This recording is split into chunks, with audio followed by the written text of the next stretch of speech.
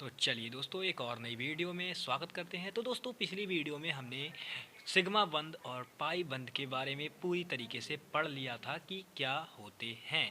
तो आज हम क्या पढ़ेंगे? तो दोस्तों आज हम पढ़ने वाले हैं संकरण। संकरण क्या होता है? संकरण को इंग्लिश में बोलते हैं हैब्रिडाइजेशन। हैब्रिडाइजेशन, अब डाइजेशन का मतलब ये मत समझ लेना कि पाचन तंत्र की यानी कि डाइजेशन सिस्टम की बात करने वाला हूँ। हैब्रिडाइजेशन यानी कि संकरण। तो संकरण देखिए क्या होता है, एक बात आप ध्यान रखिएगा बिल्कुल बहुत ही आराम से समझा दूंगा, आपको कुछ नहीं करना है इसकी। वैसे तो अगर आप थ्योरी याद करोगे तो देखिए संकरण की जो परिभाषा होती है यानी कि हाइब्रिडाइजेशन की जो डेफिनेशन होती है वो बहुत बड़ी हो सकती है, आप किसी भी तरीके से याद कर सकते हैं। तो मैं जो बता रहा हूँ आप क्या होगा, देखिए संकरण क्या होता है। सबसे पहले मैं ये लीजिए टॉपिक से यहाँ पे धनुष बाण चलाया मैंने और अपनी बात को मैं बताता हूँ, ठीक है।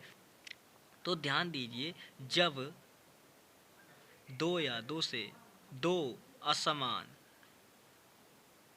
मैंने दो ही लिए। अब आप बोलोगे कि सर आपने दो ही क्यों लिए, उससे ज़्यादा क्यों नहीं लिए? तो ध्यान रखना कि जितने हम असमान ऊर्जा वाले कक्षक लेंगे, तो जब दो असमान ऊर्जा वाले कक्षक, असमान ऊर्जा वाले कक्षक, समझ रहे हो? ध्यान से देखना बिल्कुल। असमान ऊर्जा वाले कक्षक आपस में अतिव्यापन करके या आपस में मिलकर, आपको जो अच्छा लगे आप वो कह सकते हैं, आपस में मिलकर उतने ही ठीक है, आपस में मिलकर उतने ही समान ऊर्जा वाले कक्षकों का निर्माण करते हैं। समान ऊर्जा वाले कक्षकों का निर्माण करते हैं।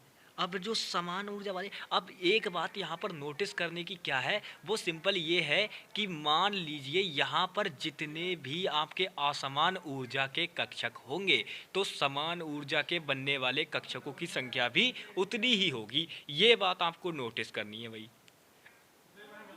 तो दोस्तों बिल्कुल जो लोग बात मैंने आपने बताई, अब देखिए मैंने यहाँ पर दो असमान ऊर्जा के कक्षक लिए, तो दो असमान ऊर्जा के कक्षक लिए हैं तो समान ऊर्जा के जो नए कक्षक बनेंगे वो कितने बनेंगे?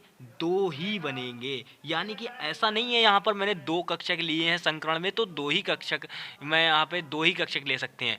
दो से ज़्यादा भी हो सकते हैं, ऐसी बात नहीं है, दो से कम भी हो सकते हैं। तो यानी कि हम इस प्रकार से कह सकते हैं कि जब असमान ऊर्जा के कक्षक आपस में अतिव्यापन करके या आपस में मिलकर उतने ही, मतलब जितने असमान ऊर्जा के कक्षक होंगे उतने ही आपके समान ऊर्जा के कक्षक बनेंगे, तो वो आपकी जो प्रक्रिया होगी वो क्या कहलाएगी? संकरण कहलाएगी, हाइब्रिडाइजेशन कहलाएगी। ये बात आप समझ लीजिए। अब देखिए जो कक्षक जो बनेंगे यानी कि जो असमान ऊर्जा के कक्षक आपस में मिलकर जो समान ऊर्जा के नए कक्षकों का निर्माण करेंगे वो आपके कहलाते हैं कौन से कक्षक? संकृत कक्षक कहलाते हैं। वो आपके क्या कहलाते हैं? संकृत कक्षक। संकृत कक्षक कहलाते हैं जिन्हें हम बोलते हैं हाइब्री ठीक है, हाइब्रिडाइज्ड ऑर्बिटल, ठीक है, ये बोलते हैं,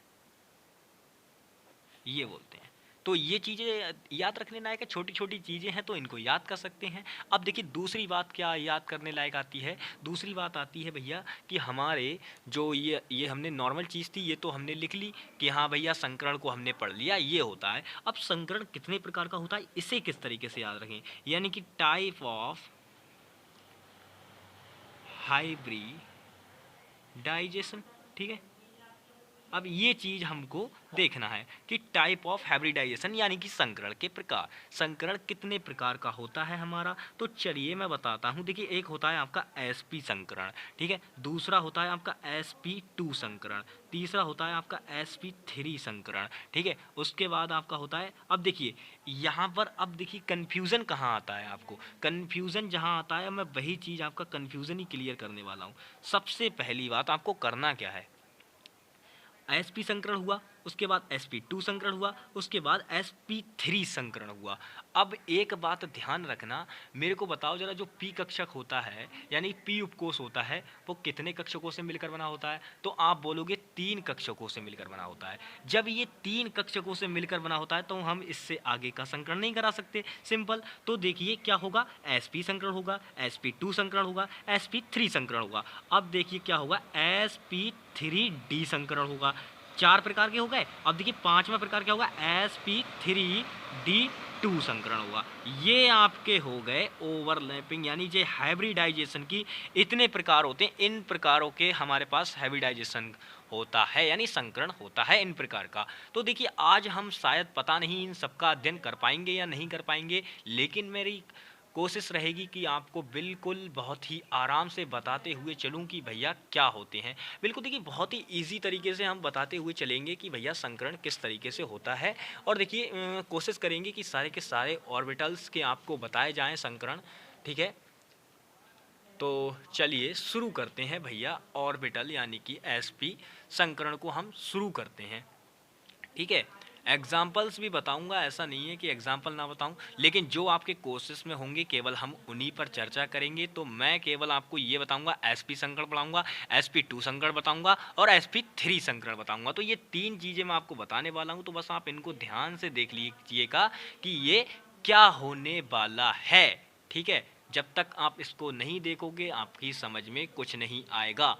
तो चलिए ध्यान से देखिए, बिल्कुल sp संकरण हम देखते हैं सबसे पहले।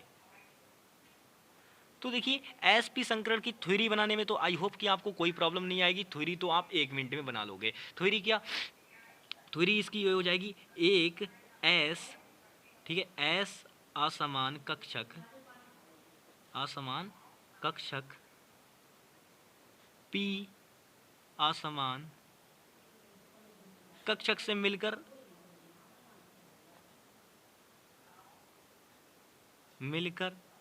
या उसके साथ अतिव्यापन करके, आप जो चाहे जो अच्छा लगे वो लिख सकते हैं, मिलकर 2 नए समान ऊर्जा वाले कक्षकों का निर्माण करते हैं। समान ऊर्जा वाले s तथा p कक्षकों का निर्माण करते हैं। बस सिंपल इस प्रकार से आप लिख सकते हैं। आगे की डेफिनेशन ज़्यादा लिखना सही नहीं रहेगा, बस इतना बता दिया मैंने। तो जो कक्षकों को निर्माण करते हैं उन्हें हम क्या कहेंगे, उन्हें हम बोलेंगे sp संकृत कक्षक बोल देंगे उनको। और ये प्रक्रिया क्या कहलाएगी, sp संकरण कहलाएगी। सिंपल, यानी कि जो ये डेफिनेशन आपने ऊपर लिखी थी, जस्ट कुछ नहीं करना है इसमें, बस जहाँ पर असमान ऊर्जा वाले कक्षक थे वहाँ पर आपको कुछ नहीं करना है। असमान ऊर्जा वाले कक्षकों की जगह आपको s असमान ऊर्जा का कक्षक और p असमान ऊर्जा के कक्षक आपस में मिलकर 2 नए समान ऊर्जा वाले s तथा p कक्षकों का निर्माण करते हैं। यह प्रक्रिया sp संकरण कहलाती है और इस प्रक्रिया में बनने वाले 2 नए कक्षकों को sp संकृत कक्षक कहते हैं। बस सिंपल ये बात हो गई आपकी। अब चलिए बनाते हैं। इसकी एक बात जो हम बताना चाह रहे हैं वो आप ध्यान से सुन लीजिए, इसके लक्षण क्या होते हैं। तो इसके लक्षण 2 लक्षण होते हैं। तो पहला होता है इनके जो कक्षक होते हैं यानी 2 कक्षक, इनके मध्य जो बनने वाला जो एंगल होता है वो होता है 180 डिग्री।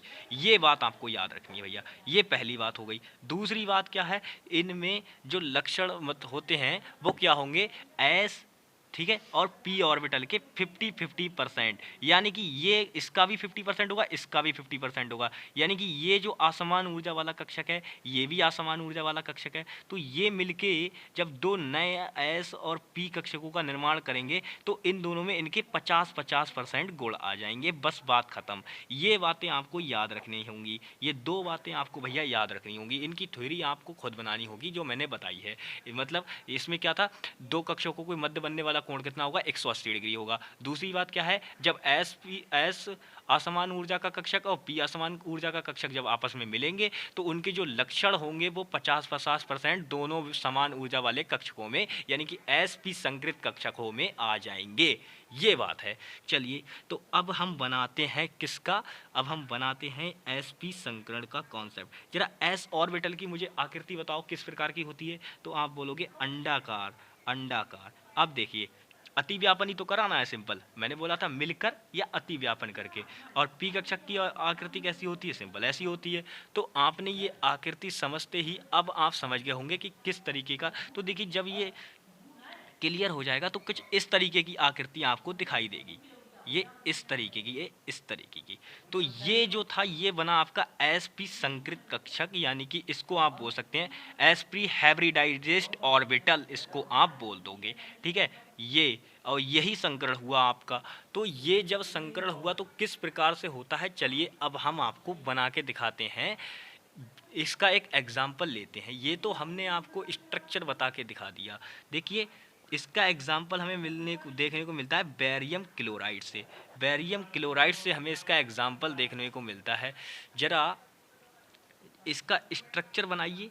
Be और क्लोरीन कितने हैं, 2 हैं, जो कि सिंगल बॉन्ड के द्वारा जुड़े होंगे। जरा क्लोरीन का एटॉमिक नंबर तो बोलिए जरा। क्लोरीन का एटॉमिक नंबर आप बोलोगे 17 होता है। कितना होता है, 17 होता है। तो 17 होता है 2 8 1। अब देखिए किस प्रकार से होगा।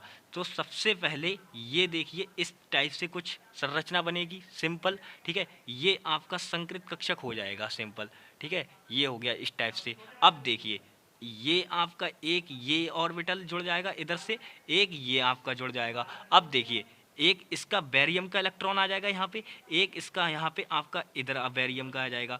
और देखिए एक यहाँ से क्लोरीन का इलेक्ट्रॉन आ जाएगा एंटी क्लॉकवाइज, एक ये आपका एंटी क्लॉकवाइज आ जाएगा। तो ये जो संरचना आपके, अब देखिए किस एक इलेक्ट्रॉन की संरचना में यहाँ पे यहाँ पर भी सिंगल बॉन्ड बना, यहाँ पे भी सिंगल बॉन्ड बना।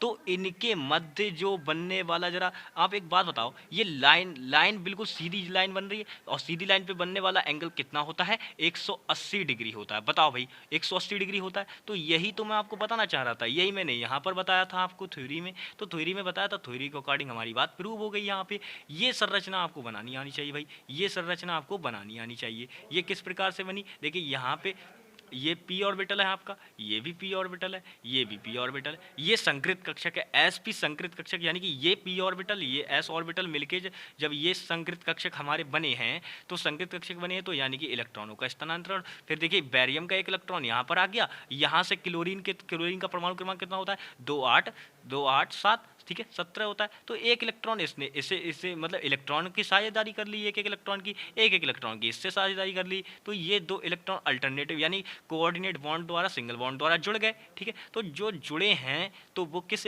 एंगल में जुड़े हैं, यानी कि रेखीय स्पेक्ट्रम, यानी रेखीय, बिल्कुल रेखीय संरचना बनाई, लाइनियर, ठीक है, लाइनियर उन्होंने बनाई है संरचना। तो लाइनियर संरचना बनाई है तो ये 180 डिग्री का एंगल बन जाएगा सिंपल। तो यही मैं आपको बताना चाह रहा था। तो ये तो हमारा sp संकरण हो गया। sp संकरण बस इतना ही है, इससे ज़्यादा sp संकरण में और कुछ नहीं है।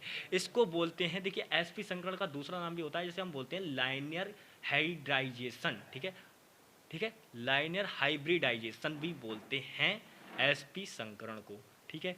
ये हमारी कितनी बातें हो गई भैया, संकरण के बारे में नॉर्मल छोटी छोटी जानकारी हमने ले ली। चलिए अब sp2 संकरण पढ़ते हैं। क्या पढ़ते हैं, sp2 संकरण, ठीक है, sp2 संकरण पढ़ेंगे अब।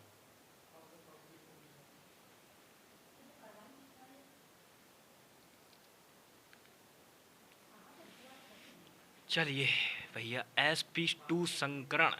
अब देखिए जरा एक बात तो ध्यान दीजिएगा, बात हो रही है sp2 संकरण की। अब sp2 संकरण की जब बात हो रही है तो यहाँ पर हमको देखना क्या है, यहाँ पर हमको देखना है एक s कक्षक है और 2 p कक्षक हैं।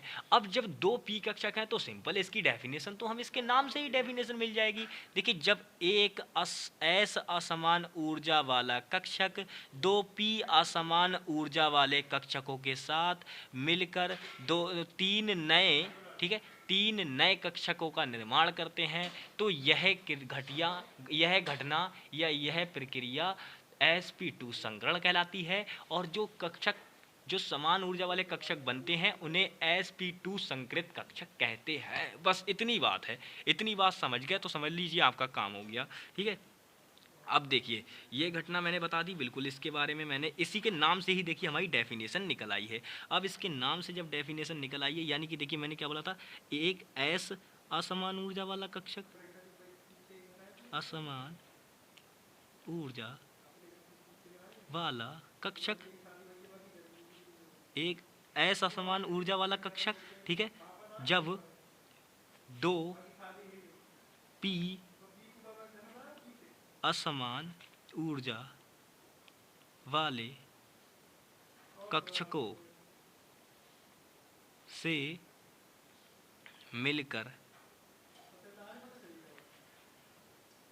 3 नए कक्षकों का निर्माण करते हैं, कक्षकों का निर्माण करता है या करते हैं, जो आपकी लैंग्वेज में जो अच्छा लगे वो लिख सकते हैं। कक्षकों का निर्माण करते हैं। तो जो निर्माण करने की अब ये जो घटना हुई है, जो निर्माण करने में जो घटना जो भी प्रक्रिया हुई है, वही क्या कहलाती है हमारी, वही कहलाती है हमारी sp2 संकरण।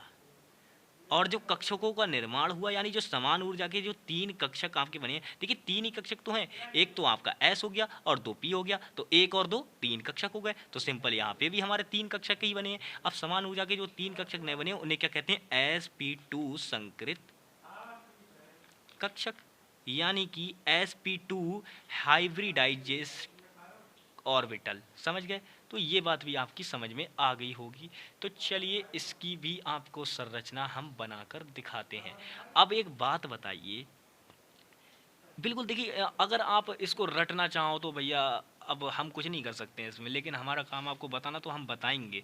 अब एक बात बताओ, यहाँ पे एक s ऑर्बिटल है, 2 p ऑर्बिटल है, तो सिंपल भैया कॉन्सेप्ट के हिसाब से चलो, एक s ऑर्बिटल बना लो और एक p ऑर्बिटल बना लो। अब आप बोलोगे 2 p ऑर्बिटल क्यों नहीं बनाए, अरे हम इधर बना देंगे ना। हमने यहाँ पे क्या, हम मान रहे हैं कि यहाँ पे हमने एक s ऑर्बिटल लिया और 2 p ऑर्बिटल लिए। बताओ भाई कोई दिक्कत, किसी को कोई दिक्कत, कोई दिक्कत नहीं होगी। चलिए तो अब यहाँ पर हम बना लेते हैं। तो सिंपल एक ये इस टाइप से हो जाएगा, एक ये इस टाइप से हो जाएगा और एक ये इस टाइप से हो जाएगा। अब देखिए ये यहाँ ऐसे, यहाँ ऐसे, ये यहाँ ऐसे, कुछ इस टाइप की संरचना आपके सामने बनेगी, जिसे हम कहते हैं sp2 संकरण। ठीक है, sp2 संकरण कहते हैं इसी को। अब देखिए ये हो गई आपके लिए। अब देखिए एक इसका एग्जाम्पल है, जिसे हम कहते हैं भैया क्या, BF3। ये एग्जाम्पल है इसका, ये एग्जाम्पल है, इसी को हम बनाकर दिखाने वाले हैं। अब आप ऐसे समझ लीजिए सिंपल। ठीक है, तो देखिए अगर आपसे बोरान का परमाणु क्रमांक पूछे तो आप क्या बोलोगे, बोलोगे भाई 5 होता है। भाई सबको पता है 5 होता है, तो यानी कि आप क्या बोलोगे 2 और 3, यानी कि लास्ट ऑर्बिटल में इसके कितने इलेक्ट्रॉन आ रहे हैं भैया, 3 आ रहे हैं हमारे हिसाब से। तो हाँ भैया 3 आ रहे हैं, बिल्कुल 3 आएंगे, क्योंकि आप वैसे चाहे कोसों में कर लो चाहे इसका कोसों में कर लो, वो तो आपके ऊपर डिपेंड करता है आप किस में करना चाहते हो। ठीक है, तो अगर इसका कोसों में क्या करूँ तो क्या हो जाएगा, 1s2 2s2 और 2p1। सिंपल, अभी भी तो वही 3 ही आए। देखो ये क्वांटम नंबर समान है, ये क्वांटम नंबर समान है, यानी 2 + 1 यानी कि 3 आएंगे। तो देखो 3 3 आ गए, तो बराबर हो गई बात। अब देखो अब क्या करना है, जरा इसके p ऑर्बिटल में जरा इलेक्ट्रॉन्स को देखो जरा कितने हैं। तो p ऑर्बिटल में अगर आप इसके इलेक्ट्रॉन्स को अगर चेक करोगे तो देखिए क्या बनता है हमारा, हमें किस किस का संकरण हो रहा है, एक s ऑर्बिटल का हो रहा है और p ऑर्बिटल का हो रहा है। तो s में कितने कक्षक होते हैं, एक कक्षक होते हैं, और p में कितने होते हैं, 3 होते हैं। देखिए ये संरचना आपको बनानी आनी से समझ जाइए बिल्कुल एक ही बार में। अब देखो s में कितने इलेक्ट्रॉन है तुम्हारे, तो आप बोलोगे s में हमारे हैं भाई 2, और p में आपकी अरे यार ये एंटी क्लॉकवाइज, ये आपका क्लॉकवाइज, इस बात का ध्यान रखना। ठीक है, अब देखिए और p कक्षक, अब देखिए एक क्वेश्चन यहाँ पर बनता है टाइप ऑफ p ऑर्बिटल। तो p ऑर्बिटल हमारे कितने प्रकार के होते हैं, 3 प्रकार के होते हैं, px py और pz। ये चीज़ आपको पता होनी चाहिए। अब देखिए क्या होने वाला है, यहाँ पर होने वाला है जादू, जादू होने वाला है। वो कैसे होगा, अब देखिए यहाँ पर आप बोलोगे कि यार p पे तो 1 है, तो सिंपल हमने 1 इलेक्ट्रॉन यहाँ रख दिया।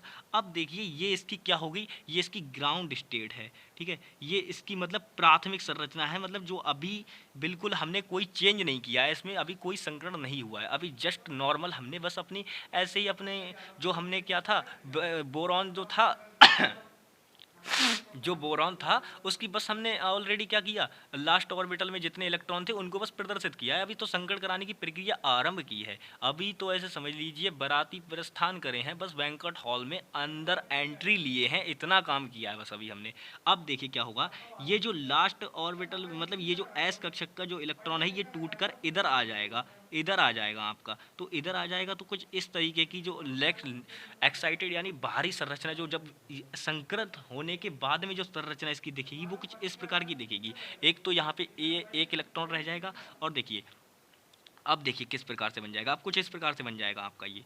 तो ये यहाँ पर एक और यहाँ पर एक, आपको ये अब देखिए यहाँ पर कुछ लोग क्या गलती करते हैं, वो क्या करते हैं, ये वाला जो इलेक्ट्रॉन यहाँ से जो निकल के यहाँ पहुँचता है वो उसे यहाँ पे एंटी क्लॉक में लगा देते हैं। लेकिन भैया आप यहाँ पे हुंड का नियम लगाओगे, किसका, हुंड का नियम, यानी कि समान ऊर्जा वाले कक्षकों में इलेक्ट्रॉन को युग्मित करने की प्रक्रिया तब तक आरंभ नहीं की जा सकती जब तक कि अंतिम कक्षक में एक इलेक्ट्रॉन प्रवेश ना कर जाए। तो भैया यहाँ पर अभी तो ये वाला भी खाली है, अगर यहाँ पे और होता तो और एक बढ़ा लेते, तो लेकिन नहीं है हमारे पास, कोई बात नहीं है, जब नहीं है तो कोई बात नहीं। तो ये जो प्रक्रिया, अब जो प्रक्रिया ये हमारे सामने आई, यही क्या कहलाएगी, हमारी sp2 संकरण। ठीक है, ये हो गया आपका संकरण। ठीक है, तो अब देखो, अब संकरण हो गया तो ये आपका एक ये ऑर्बिटल अलग रह जाएगा। ठीक है, सिंपल ये इस तरीके से होता है। तो चलिए अब बनाते हैं इसकी संरचना। तो संरचना कुछ इस तरीके